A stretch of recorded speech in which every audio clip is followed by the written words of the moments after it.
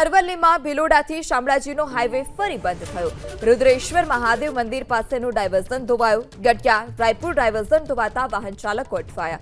ઉપરવાસમાં ભારે વરસાદથી નદીઓનું પણ રૌદ્ર સ્વરૂપ છે। ત્યારે અરવલ્લીના ભિલોડાથી શામળાજીનો જે હાઈવે છે તે ફરી બંધ થયો છે। જે ડાયવર્ઝન આપવામાં આવ્યું હતું તે ડાયવર્ઝન ફરી એક વખત ધોવાયું છે, જેને લઈ વાહન ચાલકો અટવાયા અને ડાયવર્ઝન પરથી ધસમસતો જે પ્રવાહ છે તે પણ વહેતો જોવા મળ્યો। અરવલ્લી જિલ્લાના ભિલોડા તાલુકામાં છેલ્લા 1 કલાકમાં 1 ઇંચ વરસાદથી જે શામળાજી ભિલોડા સ્ટેટ હાઈવે છે તે બંધ થયું છે। હાલ આપણે ગઢિયા ગામ પાસે છે। આપ દ્રશ્યમાં જોઈ શકો છો કે આ પુલના કામને લઈને જે ડાયવર્ઝન આપવામાં આવ્યું હતું, પણ જે આ ડાયવર્ઝન છે તે પાણીમાં ગરકાવ થયું છે।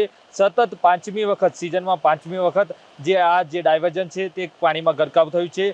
પાણીમાં ગરકાવ થતાં વાહન વ્યવહાર અટવાયો છે। જે શામળાજીથી ભિલોડા જતા જે લોકોને છે તેમને પાલ્લાથી ડાયવર્ટ કરવામાં આવ્યા છે। પાલ્લાથી 10 કિલોમીટર ફરી અને લોકો ભિલોડા પહોંચવા મજબૂર બન્યા છે।